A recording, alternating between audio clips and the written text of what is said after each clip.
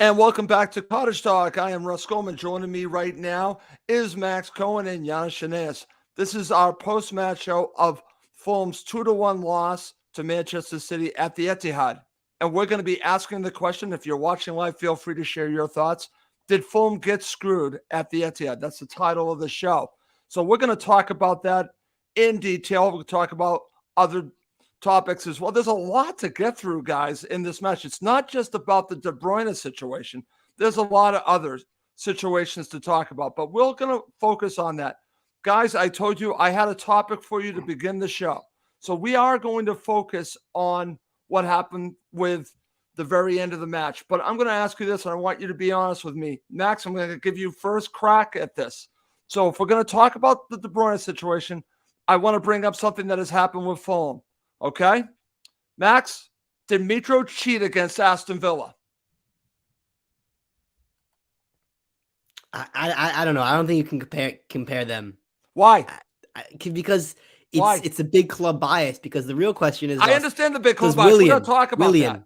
Why does Willian not get a penalty last week against Everton? That's the correct thing to compare it to. Those are very similar situations here. Okay. I just think I'm just trying to be honest here. I don't think so. You don't think he did? I don't think so, no. You don't think that when Luis bumped him, he just went back flailing and that's a headbutt, Russ. I mean, Douglas Luiz put himself in that situation with a headbutt. Douglas Luiz, that card got Anthony Robinson. Max. That was a mistake. That was a very bad decision, I think. Anthony Robinson didn't barely touch. If he even touched De Bruyne, I totally agree. He went down like he was shot. And that is totally different than I think what happened, which is a head-to-head, collision. Different situation. It's a big club bias. It really is. Okay, I'm not going to disagree with that, but I want to bring something that has happened to Fulham. Listen, the calls go with you and they go against you. This is one that went for Fulham, but if I got to be honest with you, I think Mitro cheated Villa. I'm just going to say it. Yannis, I'm going to go to you because I want to focus on De Bruyne, but I wanted to bring something back just so we're honest here, that we talk about things that happen with Fulham too. What are your thoughts?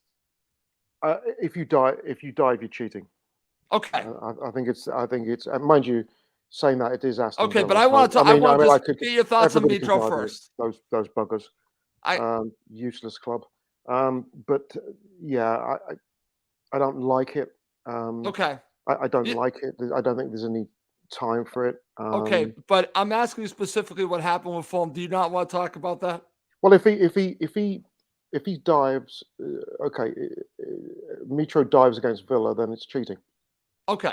I mean, I'm die hard, but it's. I mean, if it's not good enough for one, it's not good enough for another. I'm not going to condone it. Okay. I just think that in this day and age, 2022, if there is diving, and the referee has made a call and it's incorrect, that is the whole point of VAR, and that's getting the right call. Okay. And that's where the De Bruyne thing and others will say, well, they had the chance to reverse it and they didn't. Okay, let's get right to it, Max. I think Fulham were screwed. It sounds like you did as well. I've watched this back several times. I actually put up some pictures, some screenshots, and if Anthony Robinson touches him, and I don't even know if he actually even did. The one thing that I saw from the De Bruyne situation is that De Bruyne looks like he makes contact first, and then he does his pirouette dive, whatever you want to call it. It's cheating in my book. So in my book, Fulham got screwed here. Max, your thoughts? Yeah, I think, it's so frustrating. It's disgraceful by the referees because they've been influenced by Pep, by De Bruyne, by the entire stadium at Man City. He gave into the call. He gave into it. And it's sad because it didn't look like he had any independence in that moment. You just knew he was going to point to the spot. And I think Yannis makes a good point. Where was the VAR check? It seemed like barely anything happened. No one even on the feed I was watching didn't even show a replay of VAR. It was just the kind of normal replay and boom, the penalty. It's sad. I think I've lost all respect for De Bruyne as a player. And the same thing happened 2 seasons ago with Sterling when they got awarded a penalty. Right. It's a pattern. That's the way the world works. That's the way the Premier League works. Big clubs and big moments get penalties. I'm glad that you brought up the Sterling one, because that is exactly the same thing, Max. The league wants a title race, and it wouldn't have really fit into their narrative if Fulham, had gotten a point here. Arsenal would have gotten ahead. It's a joke because, as you said, Russ, De Bruyne goes down like he was sniped. It's not even a natural position, the way he falls and the way he swings out his legs. And again, looking at each replay, we do have to say, to be fair, I think Robinson was rash because he gave the referee a chance to make a mistake. The referee made a mistake, a big one, but Robinson didn't need to give the ref a chance because he should have known that anything in the box, the City players are going to go down and flop and appeal, and they're going to swarm the referee like they did multiple times that match, including when Cancelo got sent off, which actually was a great call. Yep. And they tried to change the ref's mind. Robinson has to be smarter. And I think, honestly, that's what Marco Silva said. We've seen Marco Silva apathetic at refereeing decisions in the past. He didn't seem angry. He was more kind of reserved, disappointed throughout. Yep. No, very good there, Max. And I think Max might have stalled there. Yannis, I want to go to you. I want to get your thoughts on this, because I see it as cheating. You talked about, you're honest when it comes to Fulham. So that's how I wanted to start this off, by talking about a situation that happened to Fulham with Mitro. Yeah. But this is Kevin De Bruyne, where Max was going. It's hard not to think this way, to think that, the big clubs get these calls, the stars get the calls, but this is outright cheating. He knew what he was doing. He absolutely knew what he was doing here. This is cheating to me. Yannis, your thoughts? Yeah, it is. But again, I'm going to say, I thought the ref had a good game. If he's made a mistake, which he has, then that's why you have VAR, because every goal is checked. So his is done at the speed of the game. It's a split-second decision. He makes the decision. He believes the decision to be correct. But VAR is the safety net to ensure that the right call is made. Right. So that's the point of this that I don't understand, because I don't think they went to VAR. And Max, I think Kevin De Bruyne pulled your feed because you were just taken off our feed. So I want to get your thoughts. Why do you think, again, I've seen no talk about this. I'm assuming that this did not go to VAR, that this is a decision by the referee himself. I haven't seen any talk that says that this went to VAR. No. It doesn't make sense. I think, I don't know. Looking back, there probably was contact. I think it was very light and not enough to go down, but I think there was contact. And I think VAR looks at that and says, we can't overturn a call with contact because they're limited in that sense. But if the contact is perpetrated by De Bruyne, even if the contact continues with Anthony Robinson, isn't that with De Bruyne? Isn't he the one that should be responsible? Isn't he the one that should have been given a yellow card for simulation? I agree. But I think Chris makes a good point in the chat. I think sometimes the VAR is scared to overturn a call like that. Yep. And that's the problem. I'm going to share some comments from our friend Chris Goodwin. Kevin De Bruyne cheated, plain and simple. VAR should have intervened, and Kevin De Bruyne should have gotten booked. I completely agree with that. I don't know if I agree with this, Chris. Pep coaches his team to cheat. I don't know if I agree with that. I just think that, again, these are calls that Big Six teams get, that star players get. So that might be the case, but it irritates me watching this back that this happened, Max. And Yannis, I want to get your thoughts on this as well. What do you make of some of these comments from Chris Goodwin? I think, apart from his comment at the start about losing to the Jets, which I'll just overlook. Okay, well, I didn't share that, by the way. I didn't share that. No, he's right. But I think I've said this before. We've got a number of sports, hockey for sure, rugby union and rugby league, cricket, where even tennis, where they go upstairs if there's a call that's marginal, and they check. And it seems that the technology for those sports seems to work, and it's, you rarely, I mean, if you've ever, for the the viewers and listeners, if you've watched a rugby union international or rugby league, I mean, we've got Women's World Cup right now, Men's Rugby League World Cup and Women's World Cup. If there's a marginal call, the ref will go upstairs, and there's usually 2 or 3 people in the booth, and then you can hear the transparency between the actual discussions between upstairs and the officials, with explanations in deep, where the referees go to the captain, or the captains explain, this is the call that they've seen upstairs, this is the ruling. And in no sports, you rarely, if ever, get dissension because they make the right call. In this particular instance, I don't know if VAR was checked. They're supposed to check every goal. If they've done that, I don't believe this is a goal. And back to the comment about Pep coaching cheats.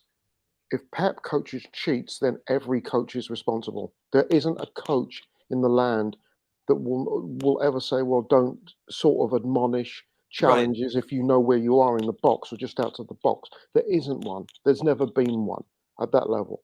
De Bruyne's been around for long enough. He felt the pressure. Max has got it right, because the challenge from Robinson was a little rash. All he needed to do was hold him up. He didn't, but that's fine. He's had a super season, but you still have to get the call right. And that's right. That's what we've been talking about. This is not getting the call right, Yannis. Anyone that has watched this back, it's funny because I was listening to BBC 606. What was interesting is that there was a Man City caller, and he actually backed up what we're talking about. He said, you know what? Kevin De Bruyne, he dived. He basically said, I'm paraphrasing exactly what he said, but he was honest. And I really appreciate the fact that a Man City supporter said that. I wasn't expecting it, but football supporters see this. And what drives me crazy, Max, is that we don't need this in the game. I want to get this completely out of the game. And it continues. And if we let these situations continue, then players are going to continue to do it. I think of Harry Kane, Raheem Sterling. These are great players. I'll put Mitro in there too. They don't need to do this stuff. They absolutely don't. They don't need to do it. They're great players without it. They don't need to be doing it. Kevin De Bruyne is one of my favorite players. I was so disappointed that he did this, Max. Yeah, but I think there's a through line of the things you mentioned, right? De Bruyne, Sterling, Kane. Yep. Players in big clubs, maybe we'll call Spurs a big club. Okay, so we're going to go back to the Big Six situation. Willian got fouled in a very similar situation last week against Everton. People are saying this online. Yep. A trip. Not a lot in it, but contact. I didn't think there was a lot in it, to be honest with you. The big team gets that call. De Bruyne gets the minimal contact call, and Willian doesn't because he plays for Fulham. That's what's so frustrating. It's not just that, the refs are giving out cheap penalties. They're mainly giving out cheap penalties to big players on big clubs. Okay. So let me ask you this, and Yannis, I'm going to go back to you. How much is this the human element? The ref, it's at the Etihad. It's a controversial situation right in front of him. And if he doesn't make the call, what happens? What happens to him? Does he get influenced by the crowd at the Etihad? Or I'm thinking, if he's concerned about it, let it go to VAR. Let it go to VAR. Let them take a look at it. But do you think it's possible that some of these refs are influenced by the home crowd and maybe being a Big Six club, as Max is saying? Well, if it is, it's incompetence and it's corrupt. I'm sorry. I know I spent 27 years coaching, and I had enough. As I got later on coaching, I stopped arguing with refs. It wasn't the way it was at the start, but towards the end it was. They have a difficult job. They do. But the Premier League has the tools at their disposal to get the right call. And again, it's I watched an incredible game of rugby Friday night. It was actually the Rugby World Cup women's semi between England and Canada. It was both semis were fantastic. The England-Canada was one for the ages. The thing that got me, there were a couple of marginal calls in that one, where the referee, who was Scottish, wasn't sure and went upstairs. And both of them ended up being reversed. One for England, one for Canada. And again, It's not because it's the women. There's no argument. They know that the right call has been reached. And that's what you expect at the highest level. And you expect the adherence and consistency. Now, if I was to be a cynic, I could say, well, when Fulham become a top 6 club, we'll get calls like that. Right. And in many ways, I almost think, it's like the NBA. I keep going back to the NBA. It's the NBA. It's like I watched Jason Tatum now getting these types of calls that he would not get a couple of years ago because he's a star player. It's the Michael Jordan rule, basically. Yeah, that's what this is. Yeah, it's a shame. But in the Premier League. And it's irritating, as Max is saying, that it seems like it really is a Big 6 situation. It could also be a star situation too, Max, because the star players get these calls in all sports. And De Bruyne is a star. And I'm just saying it could be a double whammy here, Max. It could be who he is and also the fact that he plays for Man City. Yeah. I mean, it was just sickening to see because we were comfortable up until that point. Yeah, and we're going to talk about that. And it kind of came out of not nowhere, but Leno wasn't making save after save in the stoppage time. It wasn't like we were just barely hanging on. We gave them a gift, and they created it. And the announcer said it himself. He said, De Bruyne won that penalty. He won the penalty. See, that's the point. He won the penalty. You don't win a penalty. You shouldn't be able to win a penalty, guys. You should be rewarded a penalty, not won one. That's the issue I have, Yannis. I'm glad that Max put that out. He won a penalty.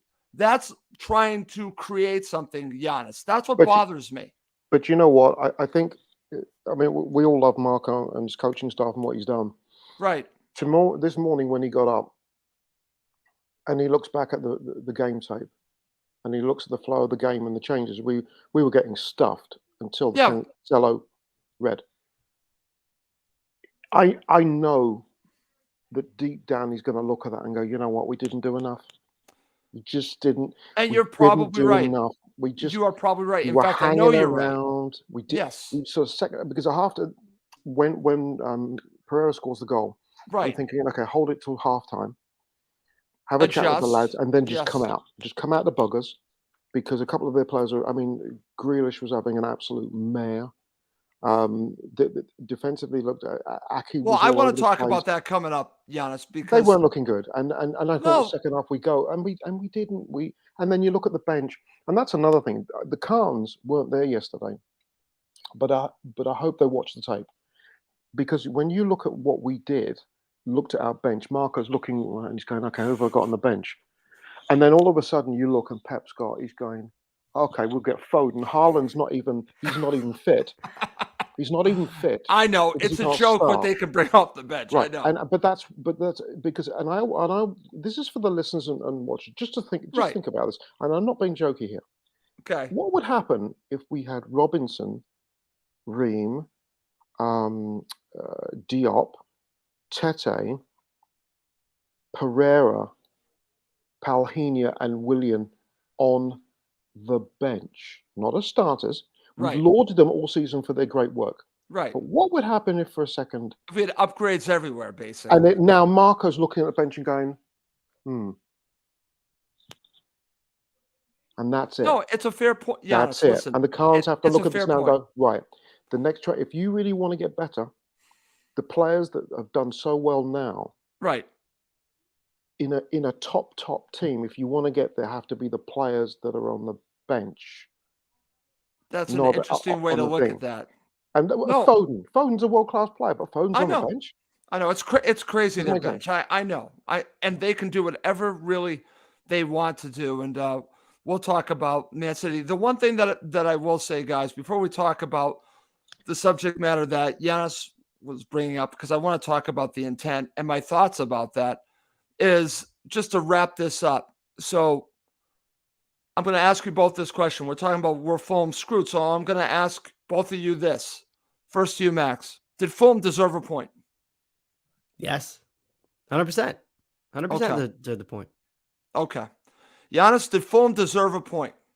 Yeah, I think we did deserve a point. But the problem you got away from home at a team like that, in front of 52,000 fans, is the longer it's level, even with the adversity of having 10 men, something can go south. And that's you what always happened. get that feeling that something's going to raise. Almost you're looking for it, and bugger if it didn't happen. Yes, we deserve the point, absolutely. And 2-1 we've lost to Arsenal, 2-1 we've lost to Spurs, 2-1 we've lost to City. We've not disgraced ourselves. Not at all. We've put in a good shift. This was one of those games where in the debrief tomorrow, Marco gets him in and says, okay, this has to be about growth mindset, not deficit mind. We talk about this in schools, deficit mindset, growth mindset. It's not, okay, it's 1-1 versus 10. It doesn't matter if we got 10 Pelés. We now should go for the 3. We've got them by the throat, and we didn't. And I hope we learn, because Newcastle, when they came to the Cottage, when that, what's his name, Chalobah got sent off, they went for us. They killed us. They absolutely murdered us. And that's what we have to adopt. I agree with that, Yannis. And we're going to talk about that right now. Did Fulham lack intent? And I think it's pretty obvious that they probably did. But I'm going to caveat this topic with this, guys, because I've seen so many comments saying that Fulham were not brave enough. You've already mentioned this. They lacked the intent. And why was that, Yannis? So I'm going to ask you guys this question. How much did Fulham miss Mitro, BDR, and Cabano? How much did that affect this match and affect the ability to Fulham to go with that intent that you're talking about, Yannis? You didn't have these players. Yeah. You had Vinicius up front. You didn't have the player who was going to bring other players into it, hold the ball up with like Mitro. I think if Mitro plays, you get the intent. I think if BDR plays with Mitro along with Cabano, I think you'd certainly get the intent you were looking for. I don't know if we had the players on the pitch at the time to do what Marco truly wanted them to do. I actually, when I watched it back, guys, I saw what they were trying to do. They really didn't change their strategy, so I understand the frustration of the supporters. They were still trying to beat them on the break, and that pass would be just a little bit off, and it would be intercepted by a Man City player. They were trying to go quick. But they were not doing what you said, Yannis. They were not trying to dominate the ball. So I'm asking you, if these 3 players are involved, do you think it's a little bit different? This is a great question. We had Willian and Wilson playing out wide, so that's your BDR and Cabano with Kenny. So say we put BDR and Cabano into the mix. I'm going to say no, because I thought Willian played well. And Wilson, I was really unhappy with his performance against Everton when he came off the bench last week. I was really vocal, but I thought he played well yesterday, and he did get us that penalty. He did earn us that penalty, and I thought for someone there was a dramatic improvement. Now Mitro, on the other hand, and I'm not going to take anything away from Vinicius. Vinicius is not a Mitro. But I thought Vinicius worked really hard yesterday. I thought he did too, Yannis. I'm glad that you said that, because he is getting some stuff, Yes, he is. Because he's not Mitro. He's not Mitro. And he's a bit of a Diego Costa. He's a bit of a poo stirrer. You could see that yesterday. He was giving him he was being physical up there. He doesn't have the first touch, and he certainly doesn't have the range to drop 20 to 30 to knock a ball wide. But I thought he did a good job. But we missed Mitro, because the problem is when you've got Mitro out there, you change the focus of attack. You change. If I'm a Pep and I look at where Mitro's development, I'm thinking, oh mother, he's not this typical number 9 tank. This guy can do other things now, and he's fitter and leaner. And he was a big loss. And again, that was a decision made about his ankle, and because United are next week, and we saw that United are looking pooey. Right. But yeah, Mitro was a huge loss. But the other 2, I thought would be a little bit of a slight against Willian and Wilson, because I thought they had good games. Much as I love Cabana's a massive loss, don't get me wrong. And BDR, but do you think that might have changed the intent that we did not see from Fulham? Do you think if just Mitro's out there? Yes. And then I'll go to Max. Oh God, yeah. Oh God, yeah. The way he's been playing, yeah, for sure. Because wouldn't that affect how Man City played this match too? Big time. Okay. Big time. Because Mitro's playing. He's playing that well. Right. And he's playing it with knocks. Right. So he's just a. Yeah, right. I'm not trying to give the club a free pass here by saying they definitely should have played with more intent. I agree with the supporters that are saying that, but I'm also saying that they were hamstrung here, Max, especially that they did not have Mitro. I want to get your thoughts on it. I think it's obvious that they did not have enough intent. We could argue why, but I also think that there's a factor here, and the major factor is Mitro and the other two players. Yeah, I mean, there's no game plan to attack because the entire week Marco would have been focusing on off the ball. See, this is where I'm going. This is why I think there wasn't much intent. Their game plan was to do what they did, and I think to change the switch, the game plan was going to be difficult with these players without Mitro. Yeah, and I think, honestly, you have to point fingers perhaps at the management of Mitro. Marco Silva made the gamble that the Man City away match was a match where we were not going to get points. And to play Mitro would have been a risk. And he said, I'm not going to take that risk. If this is, let's say it's Everton at home again, right? If this game was a different week, Mitro plays in a game which Marco Silva thinks is winnable. Because none of us here, let's be honest, thought this game was even remotely a chance to get even 1 point, let alone 3. But then we're thrust into the situation when we have a man up and Yannis said we need to show intent. And that player's not there, not even on the bench. I think that's a mistake. I think put him on the bench at least, because there was nothing. Vinicius is not the player Mitro is. The wingers, although they're not, I wouldn't call them poor. Right. I think Cabano's a miss, BDR perhaps a miss too. But we just didn't have that mentality. And it was honestly a bit embarrassing, even though it's Man City, even though it's away from home. No, I know. The team with one more person shouldn't be hanging on for dear life. And at times it felt like we had that mentality that we didn't know we were level. We didn't know we had a man up. We just saw Manchester City at the Etihad. Okay, so maybe this goes back to Marco and the coaching staff. As you said, Yannis, at halftime, get to half, like you said. Why not change things up and go for it, like you said? See, I agree with you here because I understand getting to halftime. You have this game plan that, as very well put, that Max was saying, you've probably been working on this all week, and then you're asking the players just like that to change it up. And obviously, I don't think they were prepared for that. I think it's difficult to prepare for a situation where Man City's going down to 10 men and thinking, what do we do now? You should always be prepared for different things to happen. But I think the game plan, Yannis, was to do what they did. And now you're going to switch it up. Maybe they should have thought about that at halftime and said, how can we change the momentum here? How can we get the ball? Instead of really sticking with, like what you said, what they were doing beforehand. And you know what, Ross? I'm going to get absolutely murdered for this next comment. So don't worry about it. I'm going to get it from the beginning of the show, too. The bullets are going to come flying. But I can't believe I'm going to say this. Go ahead. Something that Scott Parker used to say. Oh, here we go. Okay. Wow. But hear me out. Okay. He used to talk about... we're not talking fine margins, are we? No, but he used to talk about players being brave. Oh, okay.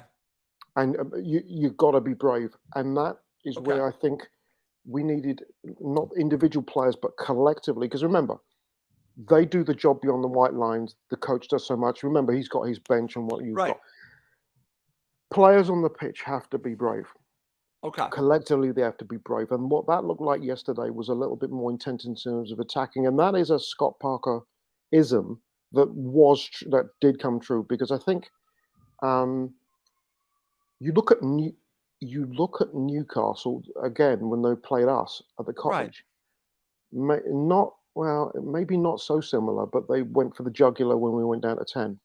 They did. And I would rather, honestly, have lost 4-1 yesterday if we went for it, knowing that it was a game where we weren't expected to get anything out of it, where we created something out of nothing. Okay. Then sit and sort of ponder, and play chess, and then get burned like that. Because that's the frustration.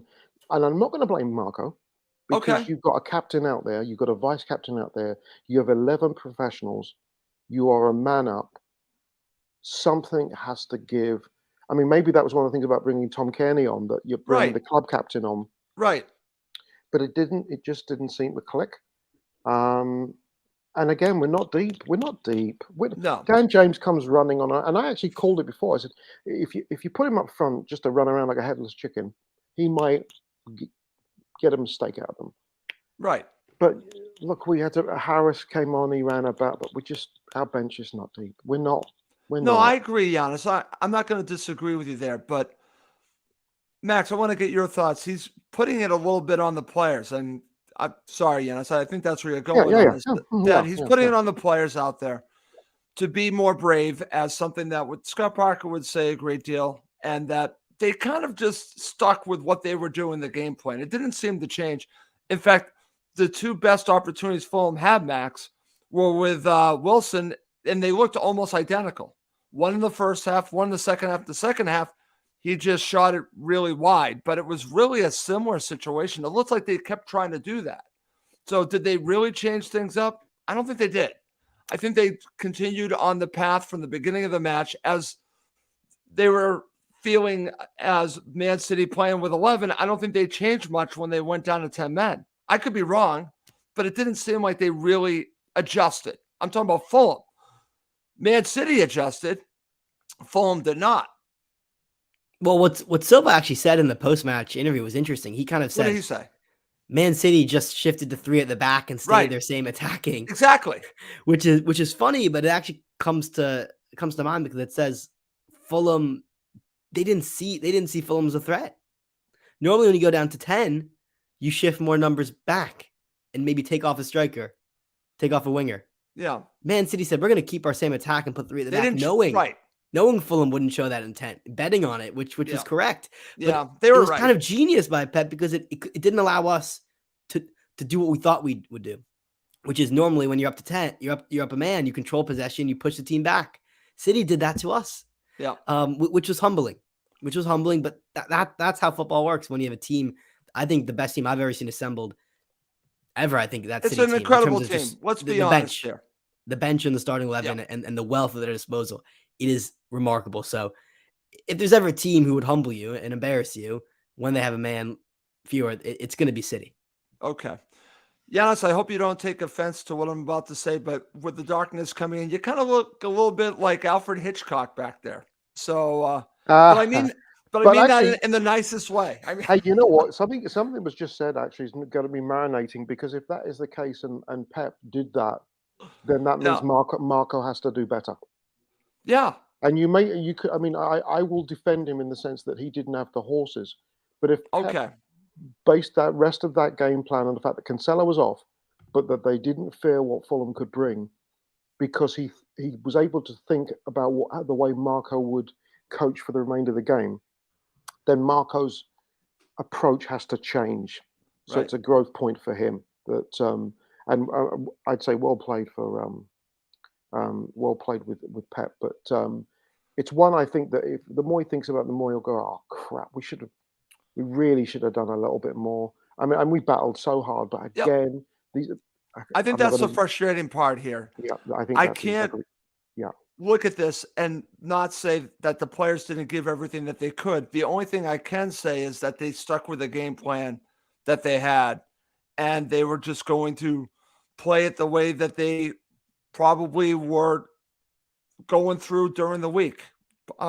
They really didn't change it. They just stuck with it, and it didn't really offer too much. Like I said, you have really 2 opportunities, as we said, that both from Wilson, really. There are a couple of other opportunities that they tried, but it wasn't enough. And part of that, and let's give credit to Man City, because Man City are Man City, as Max said. I think they're the best team in the world right now. And the fact that it took them in stoppage time to get a penalty that I think is cheating to beat Fulham, I think there's a reason to be proud of that. I think there's as I said after the match, I'm proud of this team, because they took who I think is the best team in the world all the way to the brink, and they had to win it with what I think of extremely questionable, and I'll say cheating moment to beat Fulham. That to me says something about the team that we're watching, guys, is that they've come that far. You said it, Yannis. Arsenal, Tottenham, now with Man City. We've gone toe-to-toe with these teams, and they're beating us by a single goal. They're barely beating us. They're beating us, but we're hanging with them. That's progress. So I understand about being disappointed about the lack of intent. I agree with all that. but I'm still proud of this side. I'm just going to leave it there. Guys, let's move on. Let's now talk about what you felt like when you saw the starting 11. Yannis, I'll give you first crack at this. I know when I looked at it and I said, oh, no, Mitro. That's the first thing that I said. Yeah, that was the main talking point. And my first thought was, okay, we've got our friends from Old Trafford next week. They have a midweek game against Villa in the Carabao Boo Cup. So he's, Mitchell's not ready. BDR is obviously suspended. Yeah. Willian stays in. So do you bring Dan James in, or do you bring our friend Harry back in? And Harry came back in, and it was a good decision. The other big decision, talking point actually, was the centre back pairing. And I think I'm hoping yesterday buried any sort of doubts in terms of the suitability of Issa Diop playing at the back, because I thought he had an excellent game yesterday. I thought commanding. I think he looks a lot more comfortable with Tim. They really didn't put a foot wrong yesterday. Leno, the goal, the Alvarez goal, right. I think he'd want back. He got a hand to the penalty from Hall, and they were targeting Tim Ream, though. They were targeting, but he held his own. He held his own. The back five on the whole held their own, and I thought Diop had an excellent game. But Mitra is a big loss. But Vinicius is. It is what it is, right? You know that Vinicius is going to go out and work hard. He may not score. That's fine. But let me ask you this, Yannis: do you think Marco was considering the Man United game for Mitro? Do you think that's a factor in all of this? Rest him this week? 100%. Okay. Because Man U are, I watched the Villa game today. And I'm sorry, Villa are an extremely ordinary, we know that, ordinary side. Absolutely. Man U, ever since the Ronaldo nonsense kicked off, Ronaldo has started the last 4 games. He's played 90 minutes in all 4 games. Right. And today he was given the captaincy. He looks a shadow of himself. They didn't have Fernandes because he was suspended, but they looked so ordinary. And the goal that they scored was a sure 25-yarder that took a wicked deflection. So there was an element of luck. And Villa, I'm sorry, nah. So they're struggling. They're in a difficult spot. So he's thought, okay, we'll rest him a week. Yep. Let's get him ready for United at the Cottage, of course. Going to be a full house. I thought that was a good decision. I'd still stand by that. Yeah. Okay. Max, do you agree with Yannis? Do you think that Marco was looking a week ahead to Man United? That's the reason why we didn't see Mitro. It was more to protect him and get him ready for Man United. Yeah, but also, let's think about Mitro. He has a World Cup coming up. I'd say for Alexander Mitrovic, playing in the World Cup for Serbia, it eclipses anything he'll do for Fulham. I just think that's how he views his country. He's one of the, if not the leading goal scorer up on the charts. He's a legend in Serbia. Who's to say that Mitro isn't going in there and saying, hey, boss, I'm not up to it. I don't want to risk it. Okay. There was actually interesting. No, you raised a great point, Max, because there was something that came up on Twitter last night. I don't know the validity of the source. Okay. But stated that Mitro is actually back in Serbia right now. Oh, wow. Yes, and Colm's just actually posted it on the bottom here. He's just posted, yes, and I read the same thing as you did, Colm. Now, I don't know if that is true, whether he's maybe shut it down, and he's whether he won't play, or maybe he's gone back to Belgrade and he's got some extra help with his ankle. They all have their private insurance and what have you. It's a possibility. I hope not. But Max's point to what Serbia being the priority. Absolutely, and it'd be a shame. But then, how many players would you put in that spot right now that will be playing scared? Well, that's what I was gonna get there in this final match, not just for Fulham, but in the Premier League and around the world. How many players could we see this week that are either playing scared or might not tempt if they're dealing with something? So you know what? I don't feel that I should play this week because I'm not 100%. And part of that could be because of the World Cup. And in which case, we've made a big mistake because we should have a combination of Italian and Norwegian players. Because Haaland after next week is going to be on a beach. Right. And every Italian on the planet players will be on the beach. So if we'd had half Italian, half Norwegians now, we'd be laughing. Absolutely, but we don't. But jokes aside, I think it's a very serious point. Look at the players that are not going to be playing. I mean, Pogba's out. Right. Chilwell is probably going to be out. Loftus-Cheek will be planted on Jupiter sometime soon, with a bit of luck. But there are players with injuries, and this is right. Alphonso Davies of Canada went off limping with a hammy yesterday for Bayern Munich. So there is, oh no, wow, yeah. So there's a lot of nervous. And can you imagine? You know that you're going to be on that. I almost said boat, but plane. The plane, yeah. And then the last game before, you're away to some schlup team, and then you get injured, and it could be the last chance. You're playing Bournemouth. I hate that. Yeah, I don't know why I thought of that. You're playing Bournemouth, or you're playing Nottingham Forest or something like that. Oh, just and you get injured. Of Saturn right now. Do it now. No. Listen, I think that it's just something to think about when we watch this final match for Fulham and other matches leading up to the World Cup. I think it's going to be interesting to see how the players react to it. So I just thought I would bring that up. Okay, guys. It's nervy, right? It's nervy because a lot of these players' contracts are linked to bonuses and the possibility of playing in the World Cup. So there's going to be.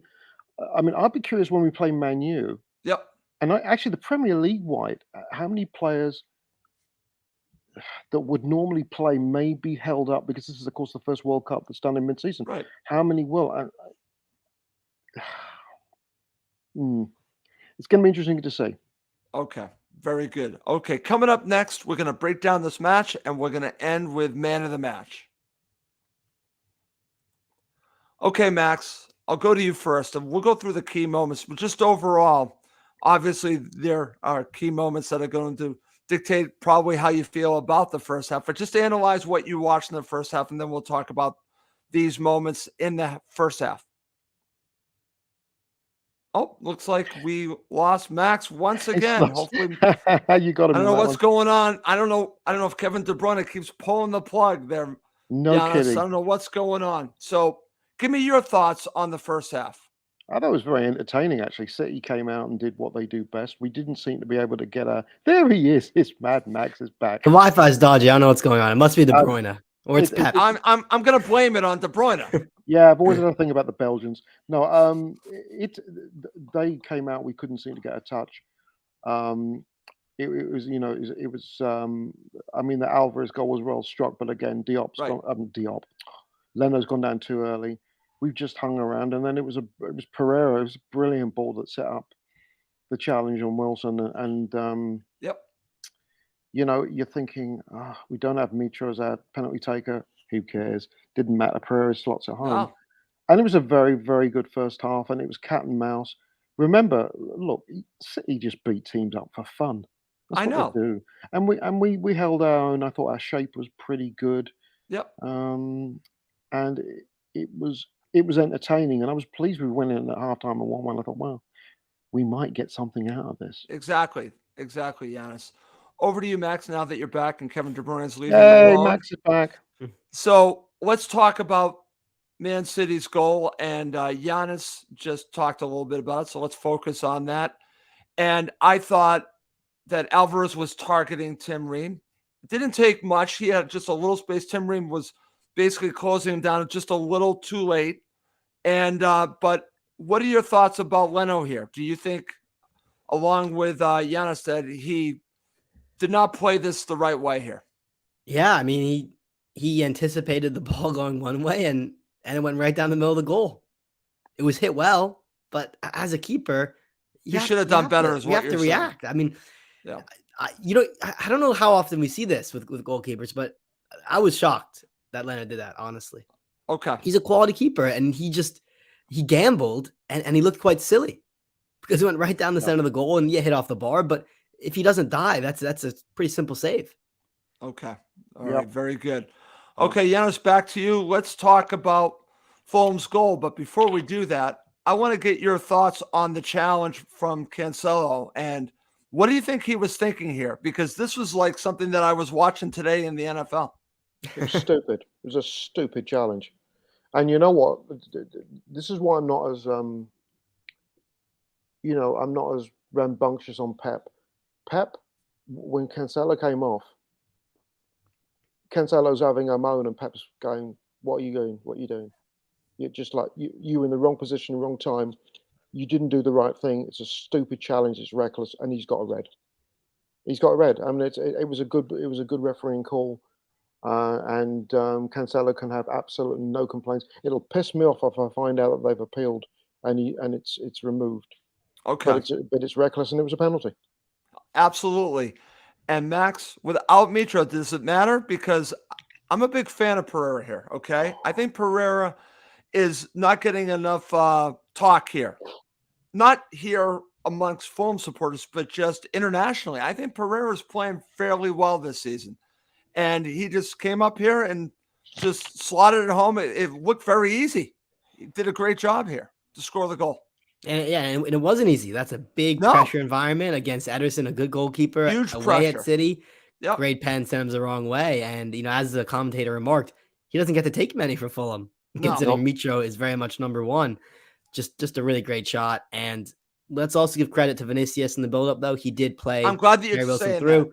Yep. I don't think he had played a very good game, but we have to acknowledge in the goal-scoring play, Vinicius set up that penalty. Okay. All right. And by the way, I was going to say, just to look ahead 7, because we play them next Sunday. Yep. Nobody on that pitch will be more motivated in that game than Pereira. Oh, absolutely, Yannis. Feasting off raw meat for the week. He's going to be so fired up, and I think he's been a really pleasant addition this year. He's done, I think, played really well, and he's going to be so freaking fired up for that game. I totally agree. I hope they start Scott McTominay just for fun, just so Pereira can spit him out of the sandwich. It's going to be fun to watch him because he's going to be so fired up at the Cottage against a team that basically discarded him, basically didn't give him a chance, and he's going to. I can't wait to see this. This is going to be good old karma coming down the pipeline. Okay, excellent stuff. All right, Max, back to you. Let's just finish up talking about the first half as we're talking about the approach of Fulham. So they score the goal, and they're down to 10 men. What did you see after this from Fulham? Is it similar to what we've been talking about, that they basically just kept doing what they were doing as feeling that Man City were with 11 as they are now with 10? They were just kind of shocked. I think they couldn't quite believe they're in the situation. And City ended that half with chance after chance after chance. Yeah. Leno, we do have to give him credit. Yep. Great save. I think it was from Akanji off the header. Yep. Ake had a number of headers saves, too. Shot after shot after shot. City ended that first half. And if you asked anyone who was a neutral, just turn it on, who's down to 10, they would have said Fulham. I think that was probably one of the situations when we were most retreating on our own half and just kind of, as Yannis said earlier, just get to the half and hope to regroup. Get to the half. Okay, very good. All right, guys, let's switch to the second half. And Yannis, I want to get your thoughts on what we've been talking about, because as I'm watching this, I'm thinking nothing looks really different. They obviously made substitutions, and when you have the substitutions that Man City have, and then you see Fulham substitution, nothing against bringing on Tom Kearney, even bringing on Luke Harris, it's great.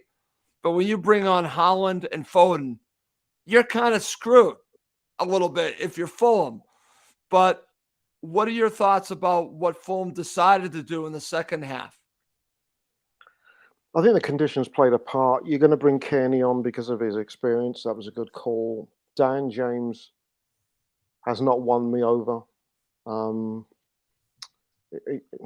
He just looked, I don't know. I mean, he runs around well, but doesn't really do a lot of anything. Right. Harris was a very brave call, but I think if you're going to give him experience, do it now. Let me think. Who were the other subs? And Babu came on. Well, and Babu actually did. I thought he actually did okay. I started swearing at the TV. My wife can testify to this. And it was, I wasn't saying Mbabu. I was saying. Oh, by the way, happy anniversary. Oh yeah, 28. Yeah. Max, I'll give you advice on that, man. Okay. Babu, do you remember the Seinfeld character Babu Butt? Yes. Yes. Babu, yeah. Babu. Babu. Yeah. And I'm going, oh, it might as well have Babu out there because I thought, oh, this is gonna be a disaster. But to be fair, Yeah. I actually thought he played okay.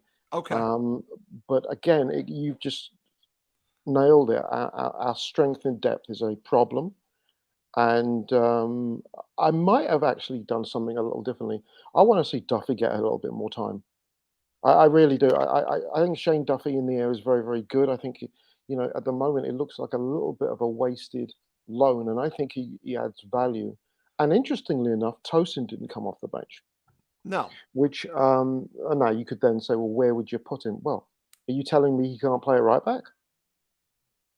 I think he probably could. So I'm not sure. That maybe he's in the doghouse of Mr. Silva, but just nonetheless, our bench just isn't good enough, and it's something that we're going to have to address in the January window. Although it's going to be more prohibitive because you know what the cost of players are like in mid-season. Very good. Okay, Max, as I looked at the second half and I just felt it was similar to the first half. Like I've already mentioned, there was that opportunity from Harry Wilson. But as we're getting into the second half and they bring on Holland, I'm thinking it's only going to end up in the back of the net. It actually did. But this was the right call because this is why they have VAR. Was it close? Yes. But it was actually, I believe it was his leg, if I remember correctly. It wasn't the arm. It was actually, I want to say his knee or leg here. So it was legitimate. This wasn't like fine margins. This was legitimate, but it was close. So they really got out of jail free card on that one. Then, of course, we have the end of the match. But just give me your overall thoughts on what was going through your mind leading up to the very end where we have, I think, Fulham being cheated out of a point. Yeah, I think, as soon as you bring on someone like Holland and someone like Foden off the bench, it's insane. We had to kind of give up on the sense that, we're still up a man, we still have to attack. Now it's like, okay, let's protect what we have. Two of the best attackers in the league are on the pitch now. And you could see the Fulham players kind of internalize that and start to drop back. But there were some moments when we had some counterattacks, and Bob was involved, Dan James involved, Kearney, Tete. There were some nice little passes. No shots from it, of course, but but they were starting to move it. I'm glad that you're bringing this up. And it was that kind of weird, juxtaposition of as the match went on, the game got stretched, and just as City kind of poured forward, we also had some of the best attacking passes. We had the whole match.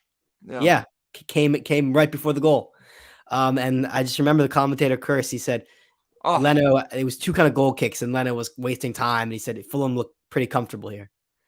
And things like that, you just always remember. And I was actually and I think I have to take some blame too. I was just about to text my Arsenal supporter friends. I was going to say, we're welcome. Helping you, right? Yeah, I was going to say, you're welcome. And then, of course, we already talked about what happened after that. Okay, so let's end talking about this. We've already talked about our feelings on this being, again, is it cheating? It's, we're Fulham screwed. We already talked about that. But Yannis, talk to me what you said to yourself or what you said to your lovely wife when this actually went down. Initially, I thought it was a penalty.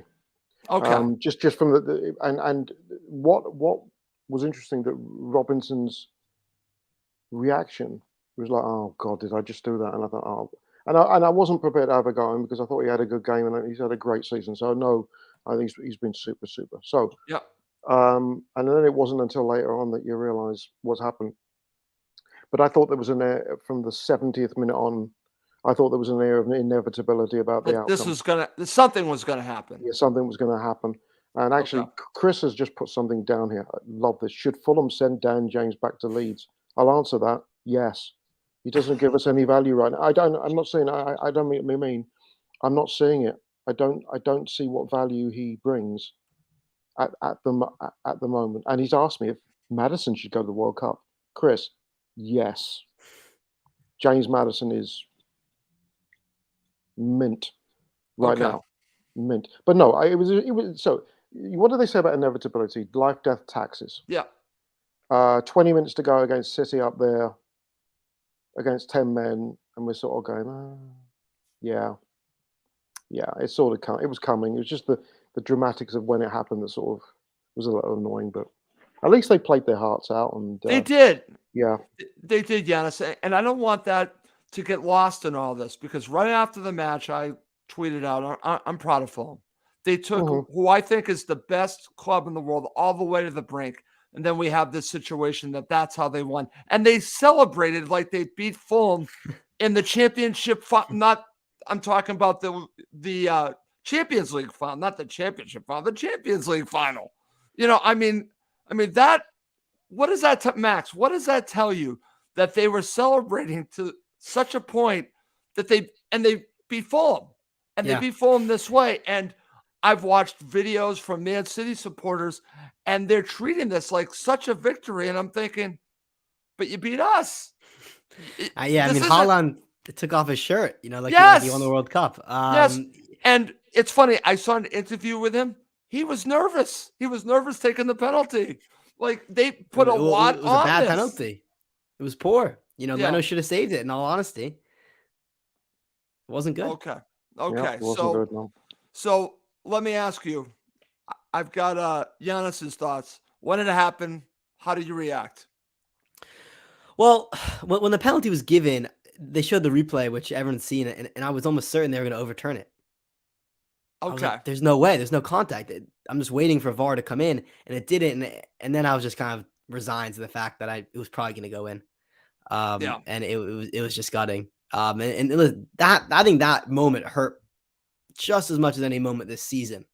Okay. Fulham this season, we've had it. Let's just be clear. The first 14 matches have been exceptional. Yes. Have been some of the best times supporting Fulham in recent memory. We've gone toe to toe with the best teams in the world, and very often come out with a very credible result. This was a real heartbreak. This is a real heartbreak. I can't think of a moment this season when we were so gutted. Okay. Well, let me ask you this. Dealing with this and dealing with how Fulham have started, I'm going to say this, and this might shock people. I think the Leeds United victory looks even better now. Look at what's going on with Leeds United right now. So maybe what Fulham have accomplished so far is even greater than we're giving it credit for, because they are going toe-to-toe with all these teams, and they go to Ellen Road and they beat Leeds United, and they've won matches that people aren't expecting them to win. I think we should be proud of this team. This is a disappointment, Max, but it also shows at the same time how far Fulham have come, that you have Man City celebrating like they had won the Champions League final against Fulham. Think about that. Yeah. I think we'll learn a lot from next week too against United at home. Yes. We're playing a big team at home. Let's see what kind of atmosphere, what kind of fortress we can develop. We had the Liverpool match and hasn't really been one since. Right. No, I hear you. It should be interesting. Guys, let's end with talking about man of the match. Max, I'll go to you first. Who's your man of the match?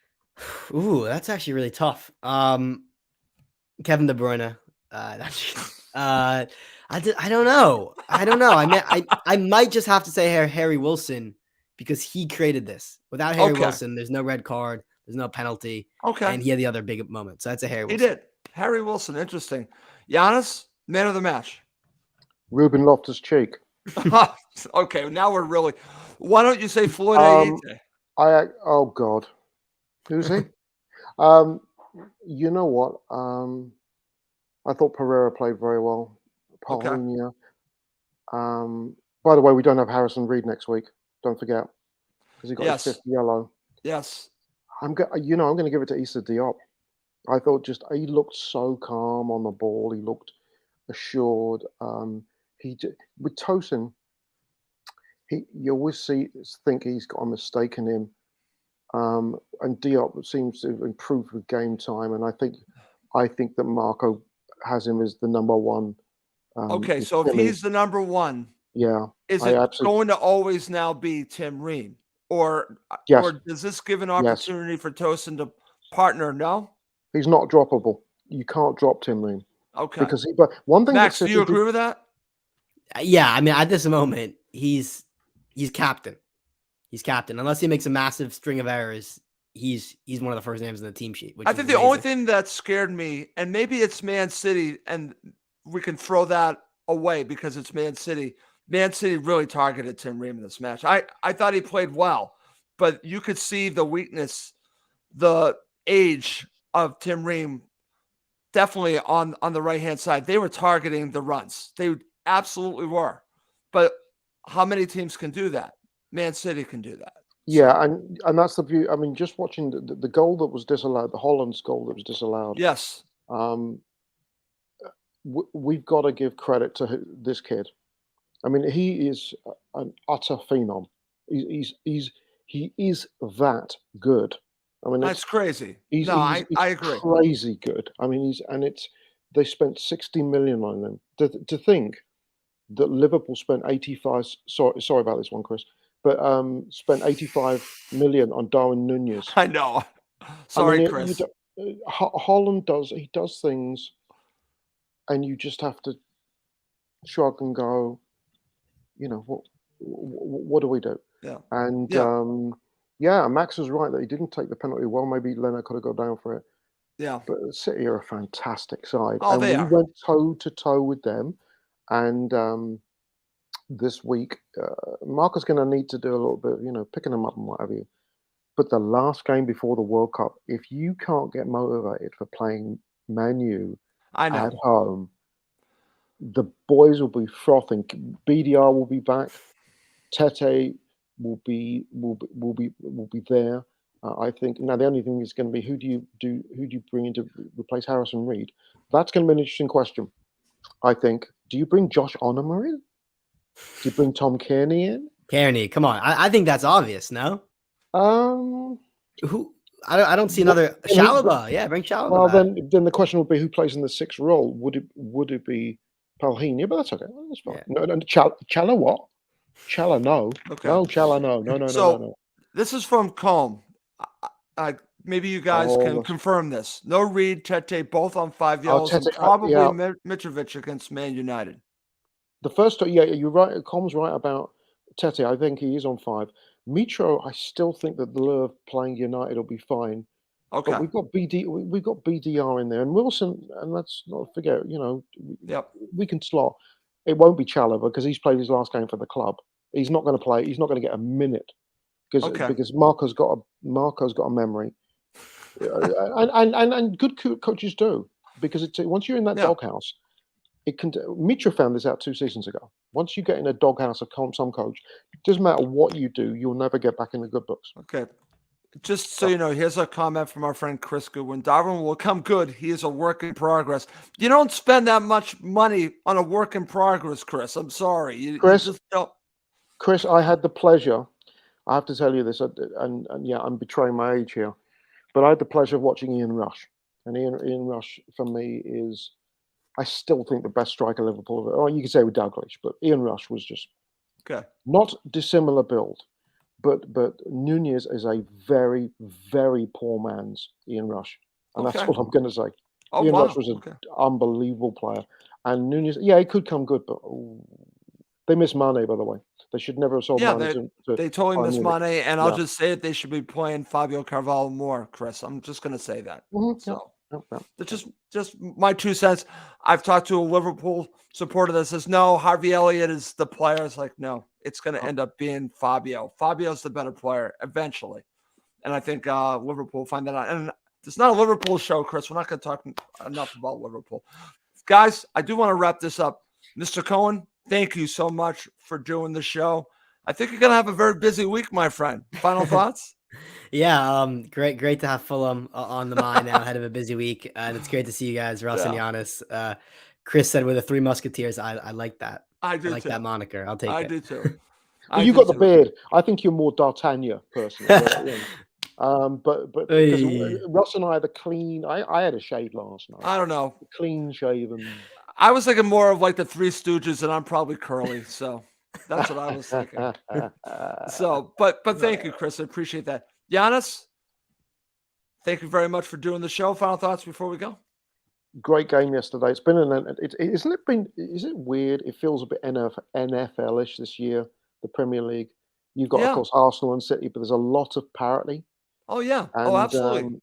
It's been really interesting. And actually, Villa beating United today, us playing toe to toe with teams, is showing you've got that there. And although the Arsenal playing very well right now.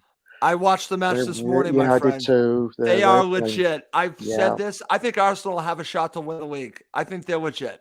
And I bet Real Madrid are kicking themselves because when they signed Martin Odegaard, he was 17. What a great player. Yeah, and they thought this guy was going to be an absolute worldie, and they didn't have the patience for him, and he got thrown around on loans. Great player. And Arsenal finally got the best, getting the best out of him. Absolutely. Absolutely. Well, guys, we do have to wrap up this show. As always, and as our friend Cole mentions, I didn't mention this at the beginning of the show because I wanted to really get going. Please do subscribe on YouTube and Apple Podcasts. And Cottage Talk is now part of the talkSPORT Fan Network. After the World Cup, you should be hearing more about that from talkSPORT, as I'm being told. So there's going to be a big push from them. So I just want to mention that. Okay. Well, that's going to do it for this episode of Cottage Talk. For Yannis Yannis, Max Cohen, I'm Russ Goldman. Thank you as always for watching and listening Cottage Talk. Part of the talkSPORT Fan Network. Yeah.